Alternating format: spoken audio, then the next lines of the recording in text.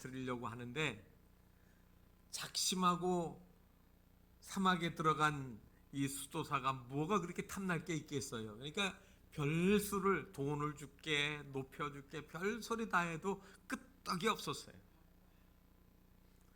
그래서 이 수도사를 넘겨뜨리지 못한 마귀가 아주 소심해져 가지고 낙심해서 고개를 푹 숙이고 그렇게 지내는 모습을 보았습니다. 그래서 다른 마귀가 와가지고 이 낙심하고 있는 마귀한테 이야기를 합니다. 내가 비법을 하나 가르쳐 줄게. 내가 해보니까 이거 하나면은 다 넘어가더라. 그러면서 이야기를 했습니다. 그 수도사한테 다른 말 할 것도 없어. 가가지고 귀에다 대고 조용히 이 얘기만 해. 그러면 하는 이야기가 뭐냐면, 당신 친구가 알렉산드리아의 대주교가 되었네.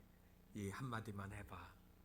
그래서 마귀가 그 수도사에게 찾아가가지고 기도하는데 귀에다 대고, 나왔어. 내 말 좀 들어봐. 자네 친구가 알렉산드리아 대주교가 됐대.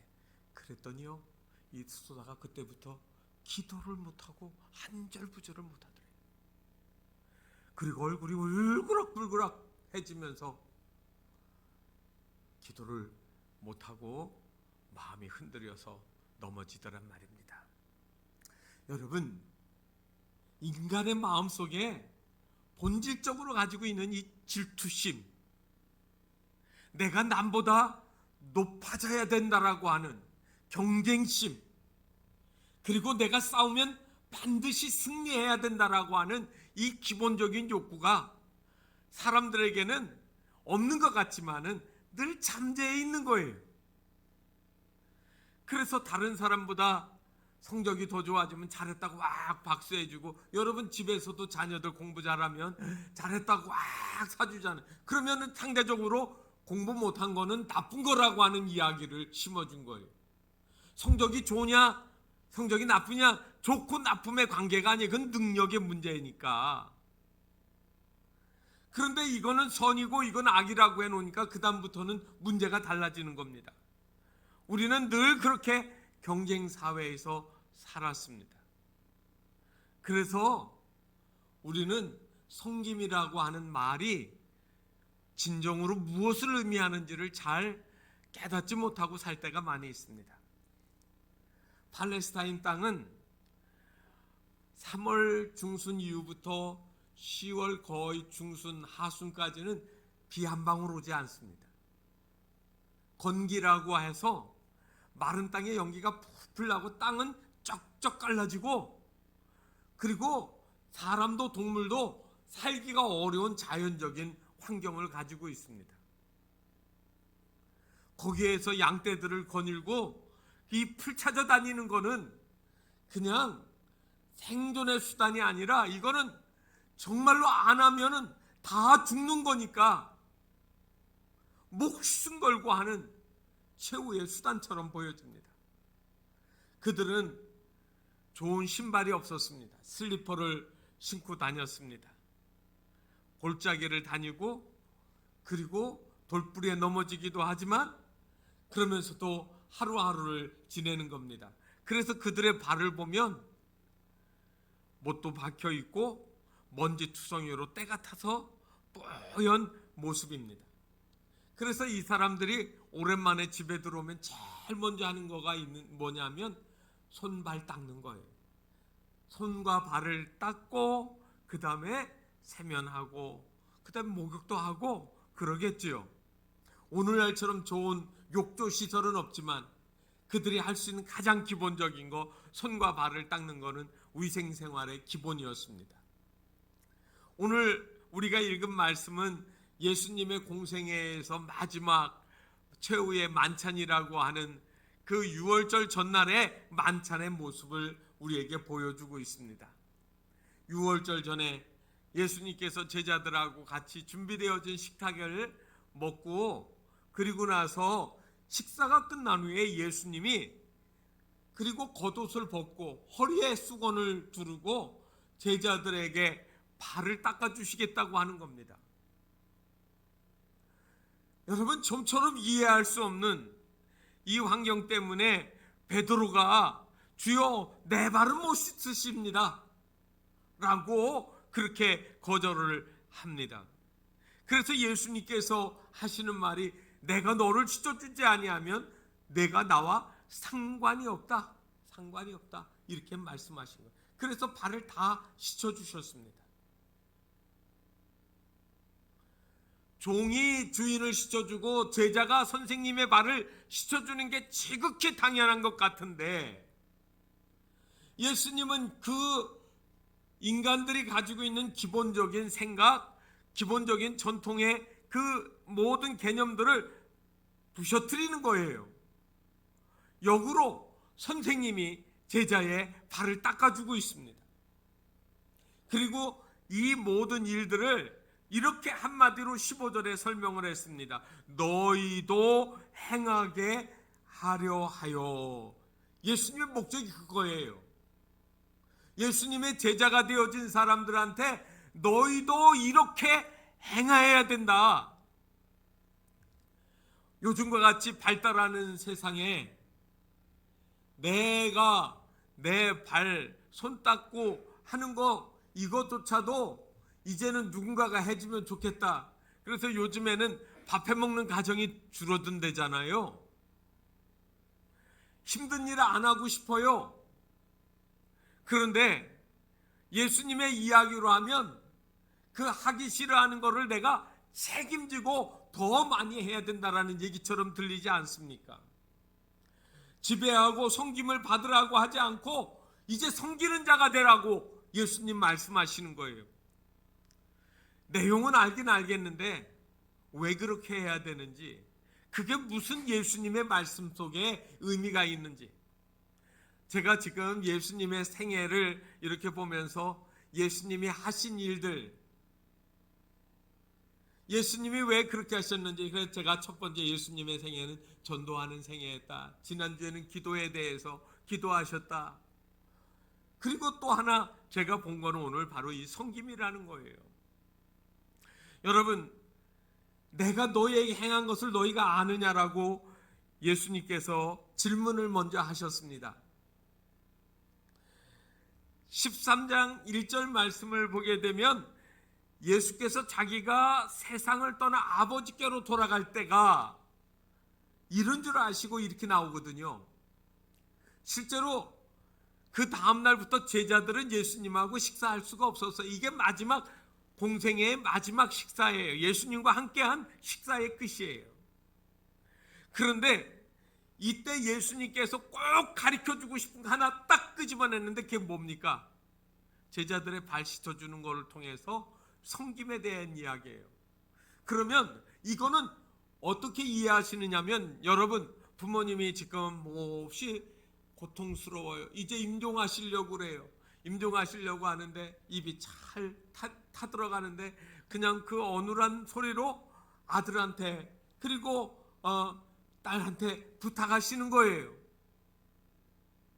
너희들 정말 우애 있고 사이좋게 지내라. 그러면 어떻게 하시겠어요?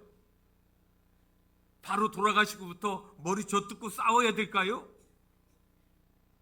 그 아버지의 그 간절한 유언 때문에 할 수만 있으면 서로 지극히 사랑하고 살려고 할 거 아닙니까? 그런데 예수님께서 너희도 꼭 전도해. 물론 전도하지 말란 얘기 아닙니다. 기도 많이 하고 성경 많이 읽어야 돼. 이렇게 얘기했으면 좀 쉬웠을 텐데 이렇게 섬기며 살아야 된다? 좀 부담스럽지 않으시냐 이 말이에요. 죽음을 앞에 놓고 제자들의 발을 씻겨주시는 예수님의 그 마음을 여러분 오늘 저와 여러분 어떻게 받아들이시겠습니까? 어떤 분은 이 본문을 가리켜 이렇게 말했습니다. 때를 가리지 않는 섬김이시다. 이 이야기는 섬기는 거는 내가 형편이 좋을 때만 하는 게 아니야. 예수님도 돌아가시기 전에 전날에 제자들의 발 씻어주시는 거 이거 본을 보여주셨으니까 이 이야기 속에는 내가 형편이 좋든지 내가 어렵든지 상관없이 이거는 해야 되는 일들이라는 것이지요. 내가 조금 몸이 힘들면 나는 이번에 열애예요. 나를 빼주세요. 나는 지금 몸이 불편해요. 제가 지금 사업의 중요한 순간을 지나가고 있으니까 저를 좀 빼주세요. 그렇게 빼주다가 아주 빼주시면 어떡하겠어요? 섭섭하시지 않을까요? 여러분, 저는 지금 가진 게 많이 없어서 저는 안 되거든요. 이런 예외를 우리는 너무 많이 만들어 놓으려고 하는 거예요. 구실을 만들어요. 그런데 예수님은 그의 공생의 마지막 순간 죽음을 앞에 두고도 아이러니하게 섬김의 모습을 보여주고 있지 않습니까?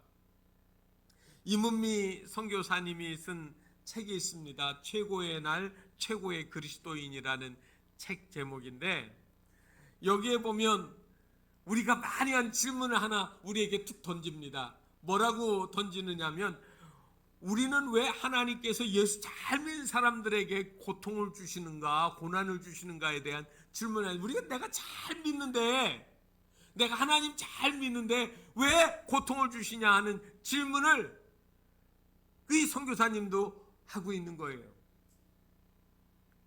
그러면서 스스로 답을 했어요. 기도하면서 깨달은 거죠. 뭐라고 한 줄 아세요? 예수 잘 믿지 않는 사람에게 고통을 주면 하나님 떠나버려서 아주 지옥 갈까 봐.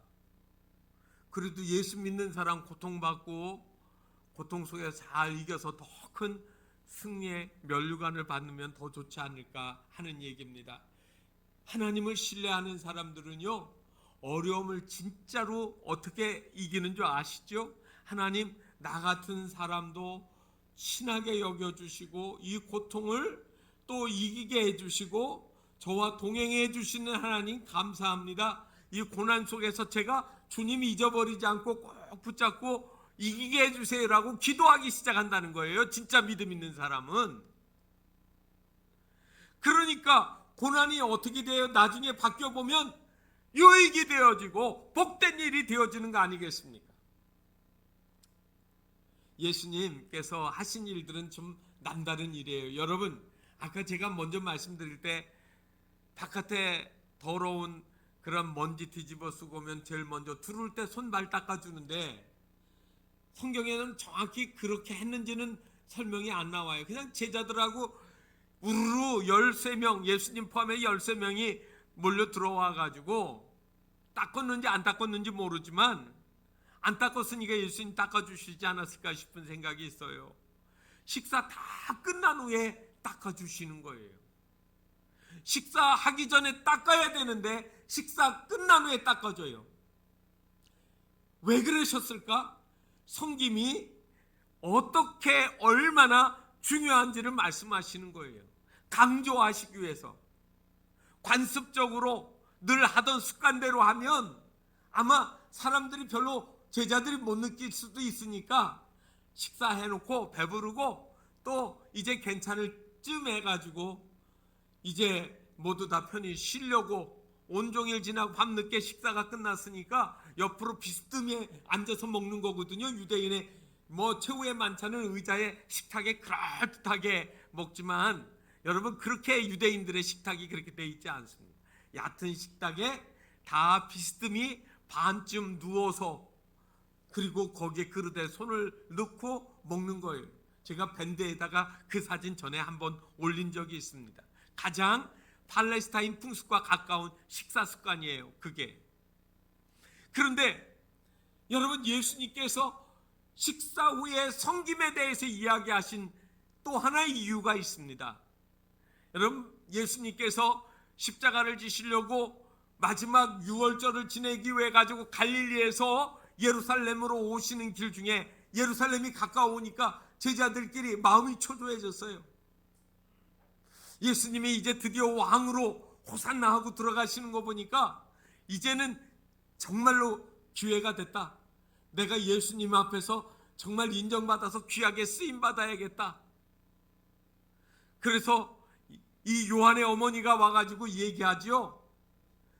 당신이 왕으로 오르실 때 내 아들 둘, 하나는 오른쪽에 하나는 왼쪽에 앉게 해주세요. 그랬더니 그 이야기를 알고 제자들끼리 막 그냥 성경에는 없어요. 백판 싸운 거예요. 선생님 놔두고 뒤에서 자기들끼리 언성 높여가며 얼굴이 울그락불그락 하면서 그 앙금이 있는 거예요. 지금 며칠 지나지 않았지만 그때 그 분위기가 아직도 있는 겁니다. 내가 너를 더 높은 자리에 올라가서 너를 다스리는 존재가 될 거라고 하는 거예요. 예수님 뭐라고 하셨습니까? 마태복음 20장 26절에서 27절에 너희 중에 누구든지 크고자 하는 자는 너희를 섬기는 자가 되고 너희 중에 누구든지 으뜸이 되고자 하는 자는 너희 종이 되어야 하리라. 그 말의 연장이 오늘 마지막 최후의 만찬하는 자리에서 식사 끝 후에 정말 예수님 마음이 아프듯이 이야기하시는 거예요. 저와 여러분에게 예수님이 지금 마음 아프게 하시는 이야기가 섬김의 문제를 이야기하시는 거예요. 신앙생활 10년, 20년, 30년 잘했는데 이제는 섬김 받으려고 하잖아요. 섬김을 잊어버렸잖아요, 교회가. 오늘 여기 성경 14절 말씀에 보면 13절, 14절의 말씀인데 여러분 13절은 나를 선생이라 또는 주라 하니 이랬지만 14절에서는 주가 앞으로 나왔습니다. 주와 선생이 되어 이렇게 나옵니다. 이 주라는 말은 전에 설명을 한번 드린 적이 있습니다. 쿠리오스라고 하는 말이에요. 로드, 주인이라는 말이에요. 주인이 있으면 뭐가 있습니까? 종이 있는 거예요. 그런데 이 쿠리오스가 명사로 쓰면 주인이고 군주가 되고 왕이 되지만 이게 형용사로 쓰여질 때가 있어요. 형용사로 오늘 문장상에서는 주와 선생이 되어 이런 식으로 나오는데 헬라어 문장에 보면 이게 형용사적으로 쓰였어요. 어떻게 되느냐면 그때는 힘있고 권력을 가진 그런 의미예요. 예수님이 너희들이 나보고 힘있고 능력이 있어서 너희들에게 무엇이든지 다 줄 수 있는 분이라고 이야기를 하지, 내가 너희들에게 주는 거는 섬김을 주는 거야. 여러분, 이 힘이라고 하는 거는 무거운 물건을 척척 드는 육체적인 물리적인 힘을 이야기하는 게 아니에요. 이건 지배력이에요. 내가 너를 지배할 수 있는데 내가 힘으로, 권세로, 그리고 재물의 능력으로, 세속적인 권세로 너희를 지배하는 게 아니라 나는 사랑으로, 나는 하나님의 능력으로 너희들을 섬기겠다라고 하는 거예요. 그게 뭐로 나타났습니까? 희생으로 나타났는데 십자가로 나타나는 거예요. 다 지배할 수 있는데 십자가에서 피 흘려 죽으시는 거잖아요. 이거를 어떻게 우리가 잊고 섬김을 잊어버리고 살았을까요? 또 선생이라는 말은 디다스칼로스라는 말이에요. 디다스칼로스라는 말은 영어로는 티처예요. 그냥 선생님이에요. 그런데 이 말은 디다스코, 가르치다 라는 말을 이제 명사용으로 만드는 건데, 여러분 로마 시대 때 철학자들에 대해서 제가 몇 번 설명을 좀 드렸죠. 철학자들, 이런 사람들은 스승이에요. 그래서 왕이나 귀족들이 자기 집에 어린 아이들이 자라나면 시간도 없지만 또 그만큼 모르니까 지식이 많은, 경륜이 많은 선생을 이렇게 불러다가 내 자료를 잘 가르쳐 달라고 이렇게 하는 거예요. 그래서 여러분 거기에 나온 말이 멘토라는 말 많이 들었을 거예요. 멘토링, 멘토, 멘티, 뭐 이런 용어들을 좀 한동안 썼습니다. 그런데 여기에 이 선생이라는 말은, 디다스칼로스라는 이 말은 그냥 단순히 선생님 정도가 아니에요. 왕이, 그리고 나라의 귀족, 원로원의 귀족들이 자기 집의 아이들을 이 선생님한테 맡기면서 어떤 거를 주느냐면 내가 가지고 있는 고난을 다 주는 거예요. 여러분, 선생님 존경해야 됩니다. 이게 선생님을 우습게 여기니까 이 사회가 망가지고 있는 거예요. 그래서 이 아버지가 가지고 있는 모든 권한이 이 선생님에게도 부여 있어.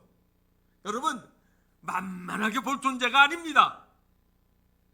그래서 이 단어는 초등학교 교사로부터 자기 집에 찾아와서 과외 공부시키는 선생님, 그 다음에 옛날에 그 철학자들이 돌아다니면서 그 돈을 받고 지식을 가르쳐주는 이 철학자들, 거기다가 더 나가서 공연을 위해서 연습시키는 합창단의 지휘자, 요새 우리 전도사님이 열심히 하잖아요. 여러분 만만히 보면 안 돼요.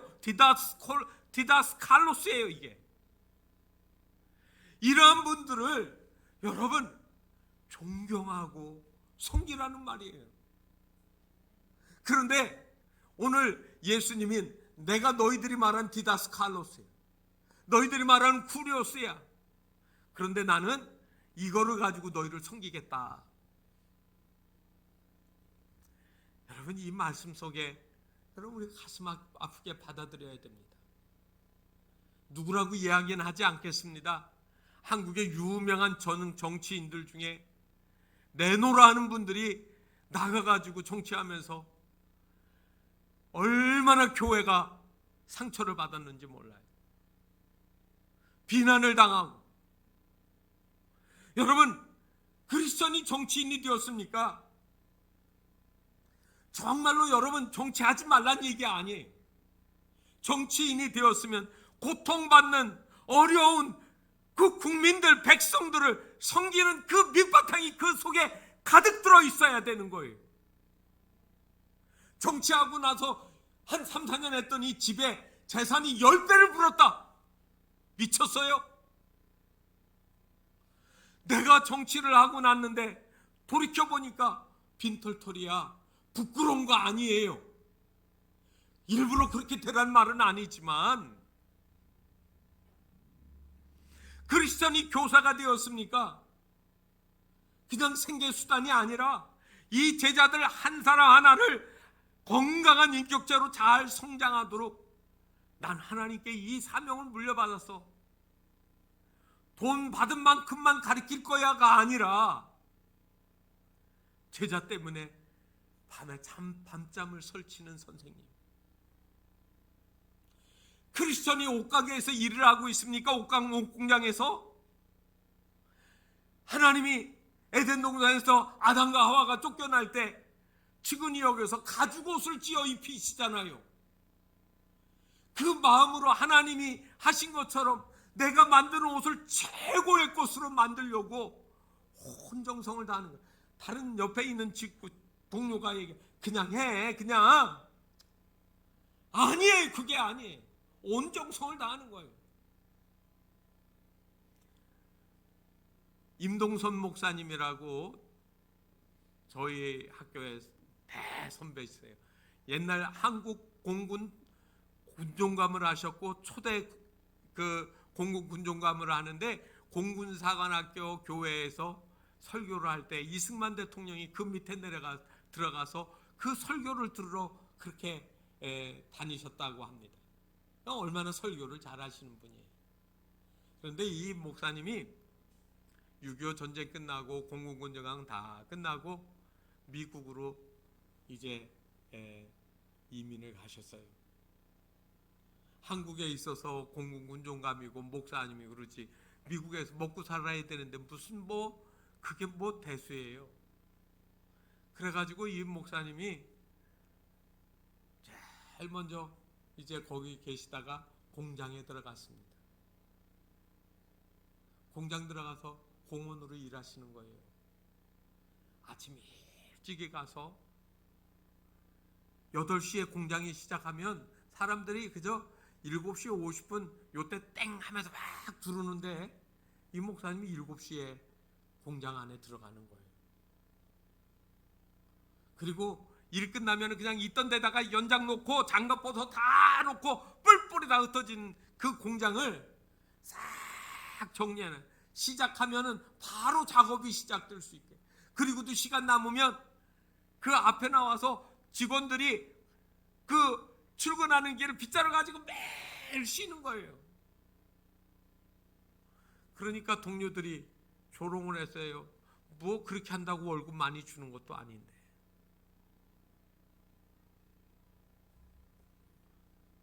그런데 매일같이 그저 일주일하고 끝나는 게 매일같이 하는 그거를 그 회사 사장이 보는 겁니다. 다른 사람들보다 조금 더 주었어요. 더 하고 높여줬어요. 그런데 목사님이 조금 이제 하시다가 이제 미국 생활에 1, 2년 지나면서 익숙해지고 그러니까 교회를 하시게 된 거죠. 가정교회를 이제 소수의 무리들하고 한인 교포들하고 모여서 교회를 세우게 되니까 목사님이 이제 그만 거기를 나가시게 됐습니다. 그랬더니 그 회사에서 목사님한테 명예사원증을 주고, 그리고 사장이 불러서 목사님은 언제든지 힘든 일이 있거나 도움이 필요하면 저에게 얘기하면 제가 다 돕겠습니다라고 후원자가 되었습니다. 여러분, 그 보상을 바란 거 아니에요. 남들이 안 하는 일, 남들이 볼 때는 어처구니 없는 일 같은데 그렇게 하는 거예요. 내가 구두 공장에서 일하고 있으면 맨발로 아프게 다녀야 될 사람에게 하나님이 신발 신겨주고 싶으신 거를 생각해서 그 신발을 내가 공을 들여가지고 최고의 것을 만들려고 하는 거예요. 그건 누구의 평가를 받는 게 아니에요. 하나님의 평가예요. 섬기면 발을 씻기는 사람이잖아요. 발 씻기려면 어떻게 해야 됩니까?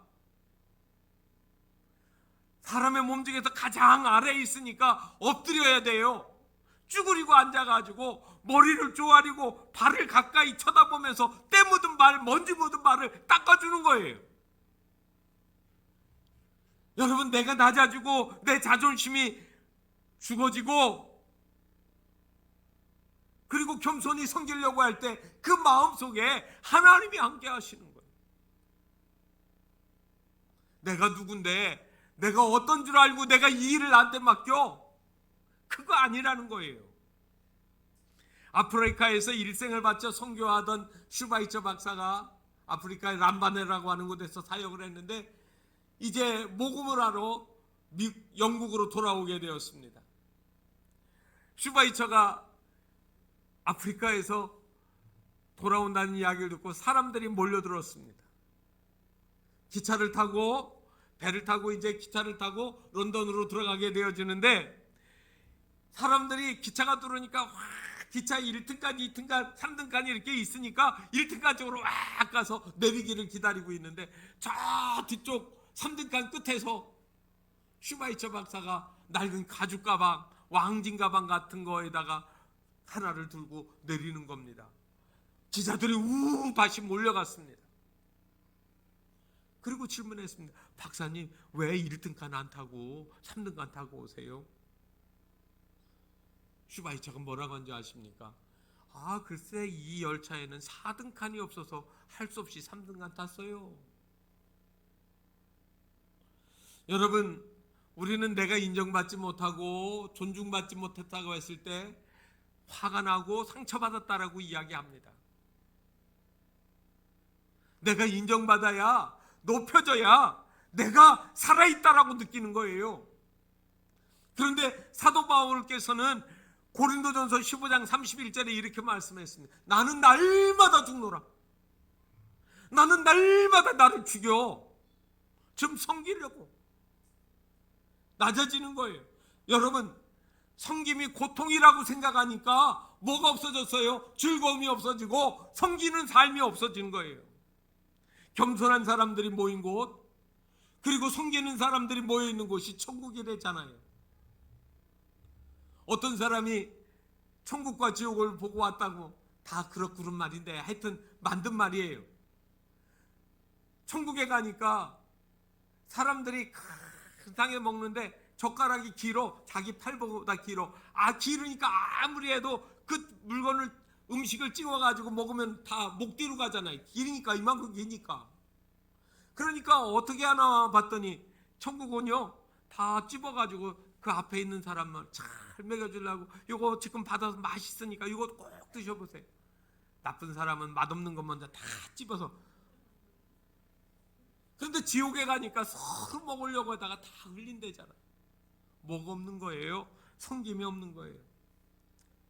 여러분, 로마서 5장 5절에 젊은 자들아 이와 같이 장로에게 순복하고 다 서로 겸손으로 허리를 동이라. 하나님이 교만한 자를 대적하시되 겸손한 자에게는 은혜를 주시니라.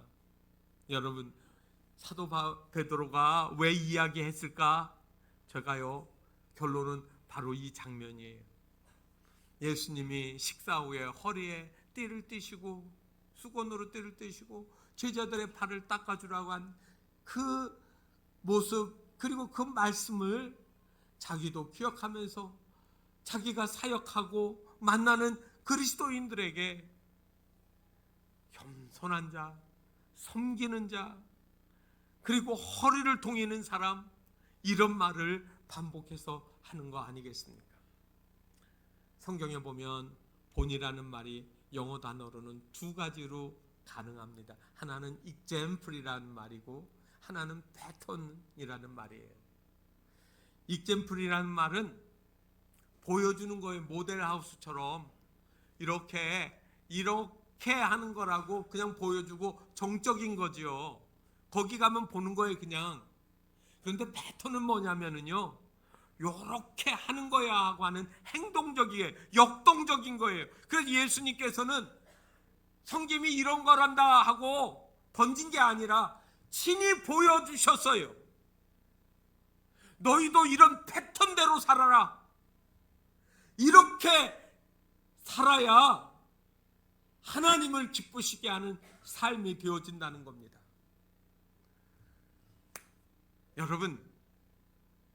여러분들이 성경 많이 보고 기도 많이 하는 거 그거 잘 하시는 일입니다. 그런데 질문 하나 할게요. 나쁘다는 말 아니에요. 예수 안 믿는 사람들이 그거 보고 감동 받을까요? 안 받을까요? 여러분이 기도 많이 하세요. 직장에서도 밥 먹으면서 기도 점심시간에 그냥 눈 감고 하나님 아버지하고 큰 소리로 기도했다가 합시다. 안 믿는 사람들이 여러분한테 감동 받을까요? 안 받을까요? 안 받아요. 안 받아요. 익젠플이에요. 예수 믿는 사람들 기도하더라. 예수 믿는 사람 성경 많이 알더라. 성경 공부 많이 하세요. 기도도 하시고요. 그런데 여러분 뭐가 돼야 되냐면 패턴이 나와야 돼요. 보여줘야 돼요. 이렇게. 여러분, 예수 믿는 사람인데 자기가 삶이 넉넉하지 않은데도 불구하고 어려운 사람에게 자기의 걸 쪼개서 하고, 야 너도 살기 어려운데 왜 그래? 안 그래도 되잖아. 그런데 그렇게 하는 거예요. 그러면서 자기 희생의 본을 보여주는 거예요. 기도하고 성경 많이 읽고 전도하는 거는 감동을 안 줬는데 아픈 나를 찾아와 가지고 도와주는 거예요. 제가 서울에서 목회하면서 가르쳤던 제자 김성희예요. 이제 40이 넘었으니까 얼마 전에 저를 찾아왔어요. 남편하고 미국의 MD 앤더슨 암병원에 이제 취직을 해가지고 공부해가지고 박사가 돼가지고 이제 들어가게 됐는데 이제 한국 와서 저를 찾아왔어요. 그러면서 저한테 미국 생활 이것저것 들려주는데 이런 얘기 하나 했어요. 미국 사람들은 미역국을 안 먹어요. 아기가 나도. 그런데 동양 쪽 사람들, 일본, 중국, 베트남, 필리핀 이런 사람들은 미역국 끓여주면 잘 먹는다. 그러니까 아기 낳았다고 생각하면 주변에 이렇게 동양인들 가운데 아기 낳았다라고 하면 자기가 거기다 쇠고기 갈아가지고 넣고 미역국 끓여가지고 갖다 주는 거예요. 열심히 갖다 주는 거예요. 그랬더니 자기가 멤피스에서 휴스턴으로 이사 간다고 했더니 그 사람들이 와 찾아와서 섭섭하다고 서는 눈물 흘리면서 잘 가라고 송별 그렇게 받고 돌아왔다는 거예요. 여러분, 그 사람이 예수 믿든 안 믿든 그가 어려울 때, 외로울 때 찾아가서 내가 희생하는 거잖아요. 그 집에 손님이 안 끊어진대요. 뭐 있으면 해가지고 먹이느냐고 막 불러들여. 그래, 너는 어디 가나 평생 그 일 하며 살겠구나. 근데 대견하더라고요, 제 마음에. 예수 믿으려면 좀 그렇게 믿어야 될 거 아니겠습니까? 감동을 주는 거예요. 그 사람들이 그래야 예수 믿죠. 내 거 다 챙기고 내 시속 챙기고 나는 희생 안 하고, 어디 예수님이 그렇게 말씀하셨습니까? 우리가 주님 앞에 가는 그날까지 예수님이 십자가를 바로 앞에 두고 제자들의 발을 무릎 꿇고 그리고 쭈그리고 앉아서 그 발을 닦아주시는 모습을 잊어버리시지 말라는 겁니다. 그렇게 하게 될 때 여러분, 오늘 성경 말씀 17절 말씀이 제가 말씀을 마지막으로 마치려고 합니다. 너희가 이것을 알고 행하면 복이 있으리라. 기도하겠습니다. 하나님 아버지, 우리가 살아가는 세상 속에서 우리를 하나님의 자녀 삼아 주시고 믿음의 길을 가게 해주시는 하나님 감사드립니다.